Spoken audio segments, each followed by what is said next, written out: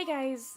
Today I'm going to show you a quick Photoshop trick that I use for when I need to expand my image's background.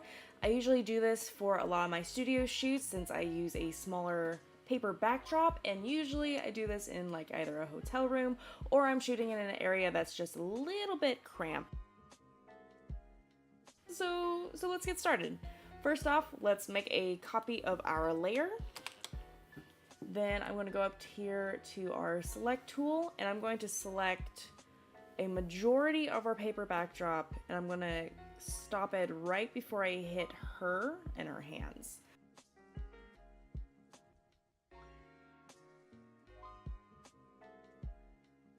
So now that we have it selected, I'm going to right click and free transform. Then I'm going to right click again and distort. Now we're just going to grab this little box and we're just going to stretch it out until it hits the edge of our image. And we're going to pretty much continue this exact same thing over here.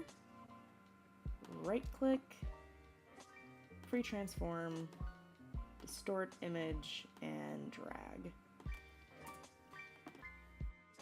And there you have it, guys, a nice clean studio backdrop that has been expanded. I hope this trick kind of helps you guys out in a crunch, especially when you're working with a smaller studio set. And if you do use this trick, please let me know in the comments down below. I would love to see your guys' images. And until next time, I'll see you guys later.